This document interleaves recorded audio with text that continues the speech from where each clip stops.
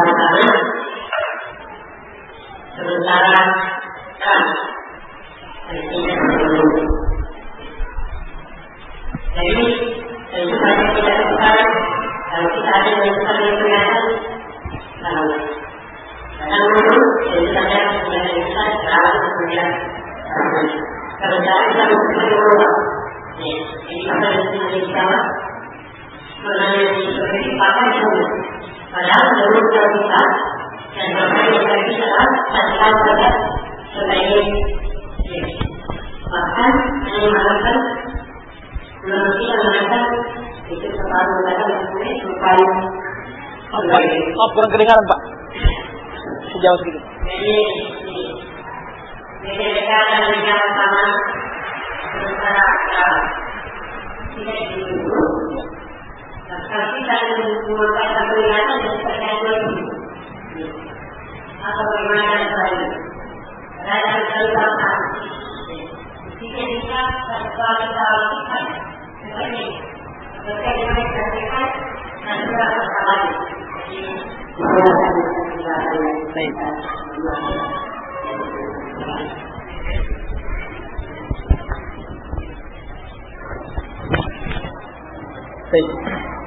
Pertama saya ucapkan terima kasih atas pertanyaannya. Yang pertama, memang pemerintah kita atau juga MUI itu membolehkan dengan hisab dan ru'yah. Ya. Tetapi ukuran kebenaran itu bukanlah karena manusia membolehkan dan tidak membolehkan. Tetapi ukuran kebenaran adalah Al-Quran dan Sunnah Rasulullah Sallallahu Alaihi Wasallam. Jadi siapapun dia, kalau dia membolehkan sesuatu yang dilarang oleh Rasulullah Sallallahu Alaihi Wasallam, maka berarti dia telah berbuat satu kesalahan. Dan bagi seorang yang sudah mengetahuinya, maka dia tidak boleh mengikuti kesalahan tersebut. Iya. Dan telah berlalu Rasulullah Sallallahu Alaihi Wasallam, demikian pula para sahabat itu tidak pernah menentukan awal bulan itu dengan hisab, ya, tetapi dengan ru'yah. Ya.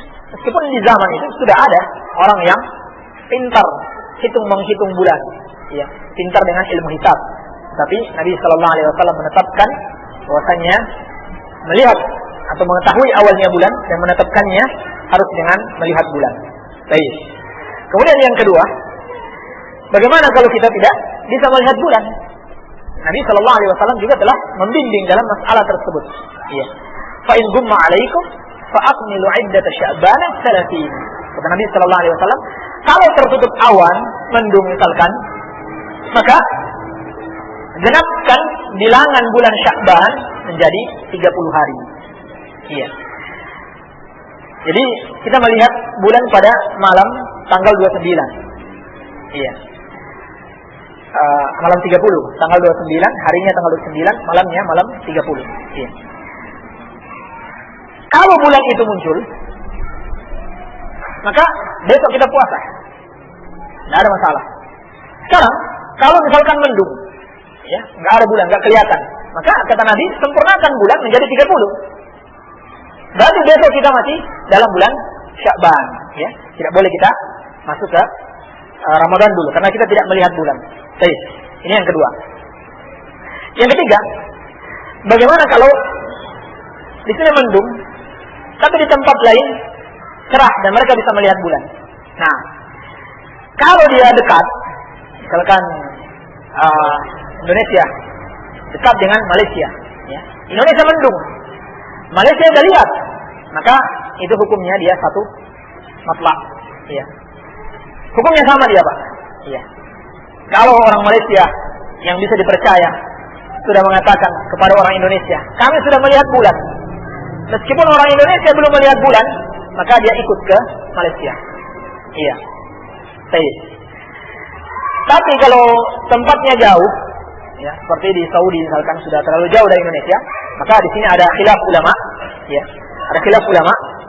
Namun yang rajih insyaallah itu memang berbeda matlaknya, berbeda tempat keluar bulannya, ya, berdasarkan hadis dari Quraib, ya, yang berbicara dengan Ibnu Abbas ketika dia sampai dari Syam, dari riwayat Muslim, dia katakan, kapan kalian berpuasa? Iya, dia katakan hari Jumat, iya. Syam berpuasa hari Jumat, iya. Dan orang-orang pun berpuasa pada hari Jumat, yakni Muawiyah, pemimpin yang di sana, dan kaum muslimin berpuasa pada hari Jumat. Adapun di Madinah, mereka berpuasa pada hari Sabtu. Ini tidak ada masalah.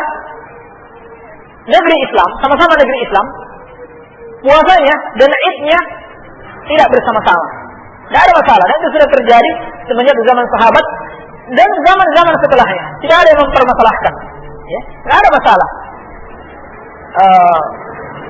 Di negeri lain sudah Id duluan, kemudian negeri kita baru menyusul Idnya, tidak ada masalah. Itu jangan dijadikan sebab perpecahan.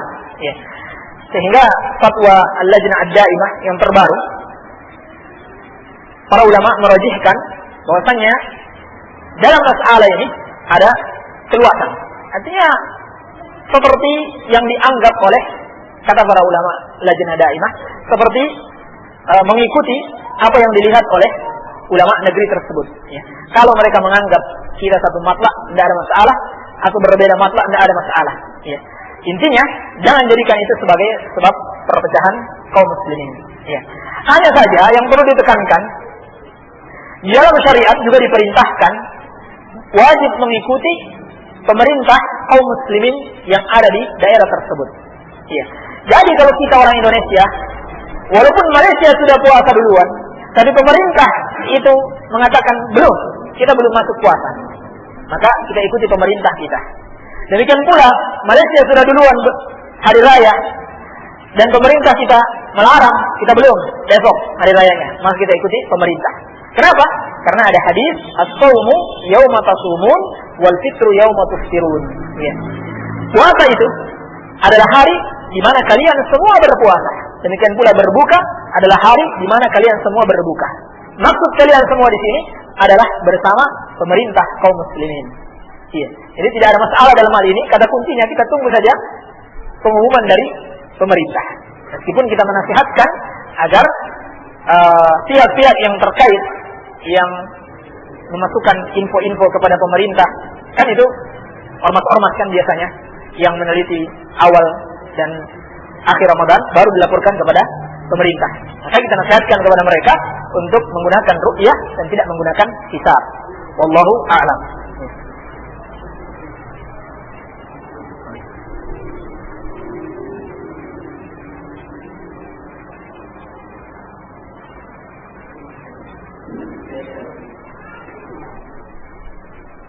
kenapa merokok membatalkan puasa, padahal bukan makanan atau minuman? Karena dia masuk di tempat makanan dan minuman. Iya. Apakah bayar fidyah itu harus makanan siap makan atau bisa berupa beras dan semacamnya? Bisa berupa makanan jadi dan bisa berupa makanan yang belum jadi seperti beras. Hanya saja seperti kita sampaikan tadi, para ulama sudah menasihatkan untuk menambah lauknya, iya, menambah lauknya. Dan fatwa Lajnah Daimah itu jumlahnya 1,5 kg per satu hari yang ditinggalkan. Iya. Dan bentuknya makanan tidak boleh dalam bentuk uang. Bolehkah menyuntikkan sesuatu agar tidak haid di bulan Ramadan dengan tujuan agar tidak punya hutang puasa? Ini juga telah ditanyakan kepada Syekh bin Baz rahimahullah taala dan beliau mengatakan tidak ada masalah sepanjang tidak membahayakan wanita tersebut. Bolehkah menyuntikkan vitamin dengan sengaja agar kuat puasa? Tidak ada masalah insyaallah, bukan termasuk pembatal puasa. Iya.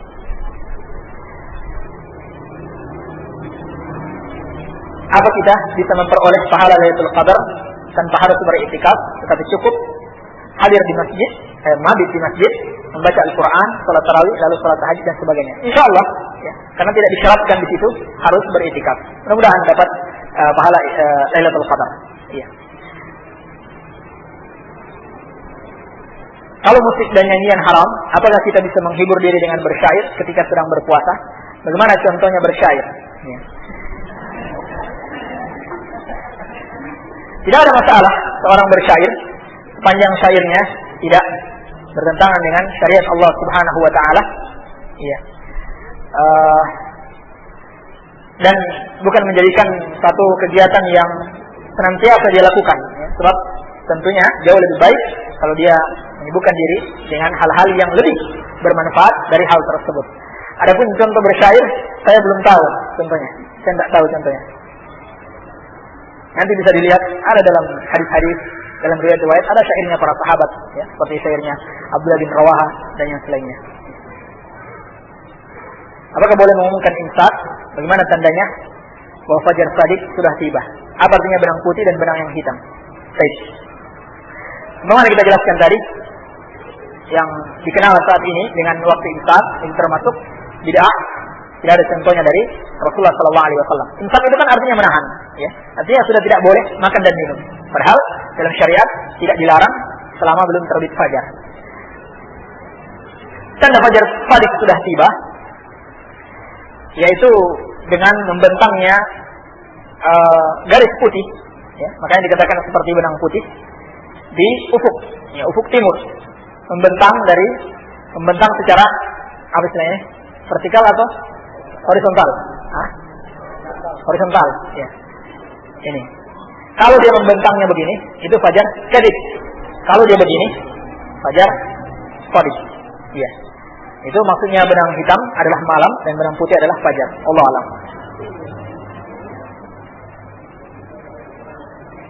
Bagaimana caranya kita mengetahui bahwa sudah masuk waktu berbuka? Apakah boleh diumumkan?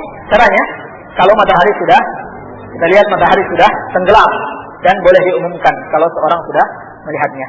Allah alam. Apakah itikaf dilakukan siang dan malam pada 10 hari terakhir bulan Ramadan? Iya, itikaf dilakukan full 10 hari di bulan Ramadan dan masuk pada malam pada hari tanggal 21 setelah sholat subuh. Dilakukan full. Iya. Baik.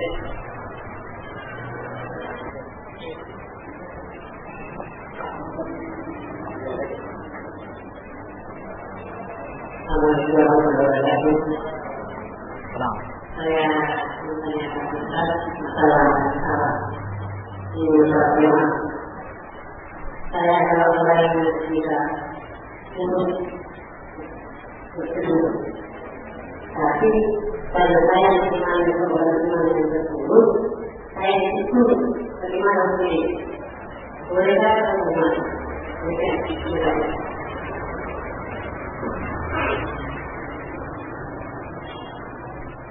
Baik. Pendapat yang kuat di kalangan para ulama bahwa mengkhususkan kunut subuh itu termasuk bid'ah. Khususkan kunut subuh termasuk bid'ah. Kalau dikhususkan, kalau dia tidak khususkan, tidak ada masalah. Iya. Baik. Sekarang bagaimana kalau imam kunut? Apakah kita boleh kunut? Pendapat Imam Ahmad dan juga Syekhul Islam Ibnu Taimiyah rahimahullah taala dan juga difatwakan oleh Syekh Utsaimin, kalau kita tidak kunut itu bisa menyebabkan perpecahan, maka kita ikut kunut. Iya, boleh kita ikut kunut kalau bisa menyebabkan perpecahan. Kalau tidak, berarti tidak masalah, kita tidak kunut. Iya. Hanya saja perlu saya jelaskan kenapa para ulama berfatwa demikian. Sebab kalau kita ikut kunut, dia tidak akan menjadi bid'ah kalau kita tidak meniatkan mengkhususkan pada subuh. Imam dia melakukan bid'ah karena dia khususkan. Tapi kita jangan kita niatkan ini khusus untuk subuh saja. Iya. Baik. Adapun kalau dia melakukan sesuatu yang jelas-jelas bid'ah dan kita tidak bisa selamat dari situ, ya, maka tidak boleh kita ikut melakukan kebid'ahan tersebut. Seperti zikir jamaah. Ya. Kalau kita ikut zikir jamaah bersama-sama, maka itu tidak dibolehkan. Walaupun mungkin kita tidak ikut zikir jamaah tersebut, mungkin hasilnya akan bisa menyebabkan perpecahan kaum muslimin.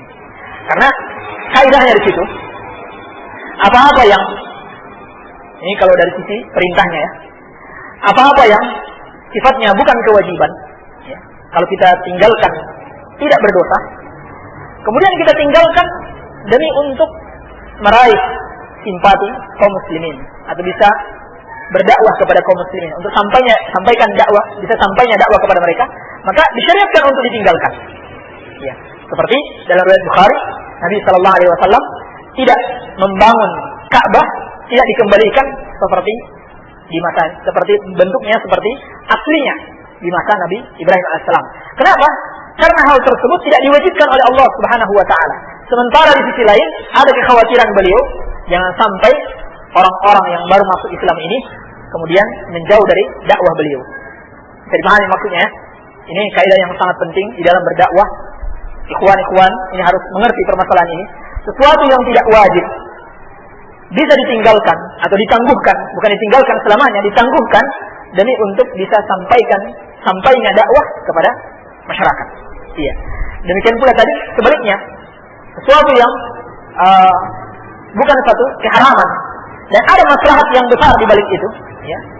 Maka para ulama kita seperti Syekh Utsaimin dan yang lainnya tidak masalah orang ikut kunut demi untuk meraih kemaslahatan yang lebih besar daripada itu. Atau anak contohkan lain, membaca basmalah dengan keras. Ya. Ini sunnahnya tidak seperti itu. Membaca dengan sir. Tapi para ulama kita memfatwakan seperti Syekh bin Baz dan yang lainnya, kalau ada maslahat di balik itu, ya, membaca dengan keras, ya, seperti seorang meniatkan untuk mengajarkan, ya, bahwa ada memang bacaan Bismillah itu, maka tidak ada masalah. Atau khawatir terjadi perpecahan, tidak ada masalah dia membaca Bismillah dengan cara keras. Iya. Karena ada alasan yang bisa dibolehkan. Tetapi kalau itu tidak ada alasan yang bisa membolehkannya, jangan dia mencari keridhaan manusia untuk membuat Allah murka. Ya. Seperti zikir jamaah, dia jadi imam. Ya. Kemudian setelah sholat dia ajak orang zikir berjamaah. Ini bid'ah. Kalau yang seperti ini, meskipun orang marah, ya, asal Allah tidak marah, maka tidak boleh kita lakukan. Ya. Karena Nabi sallallahu alaihi wasallam bersabda, "Man ardan nasa bi sukhtillah, wakkalahu Allahu ila an-nar." Barang siapa yang mencari keridhaan manusia dengan membuat Allah murka, maka Allah akan wakilkan dia kepada manusia. Allah serahkan urusannya kepada manusia. Allah tidak urus lagi dia. Iya. Ini kaidah-kaidah yang perlu diperhatikan. Wallahu a'lam. Demikian yang bisa saya sampaikan. Ini yang terakhir mungkin. Sekarang di media lagi marak perdebatan arah kiblat karena pergeseran lempeng bumi yang diakibatkan gempa. Bagaimana menyikapi hal ini? Kalau bisa tepat ke arah kiblat, maka tentu itu yang terbaik. Ya. Tentu itu yang terbaik. Bisa tepat ke arah kiblat. Hanya saja para ulama telah membicarakan masalah ini, yakni tentang hukum menghadap kiblat. Ini termasuk syarat sholat. Hanya saja harus tepatnya seseorang tepat betul-betul menghadap Ka'bah ketika dia melihat Ka'bah. Adapun bagi orang yang tidak melihat Ka'bah, maka dia hanya bisa memperkira-kirakan. Hatta walaupun mereka bilang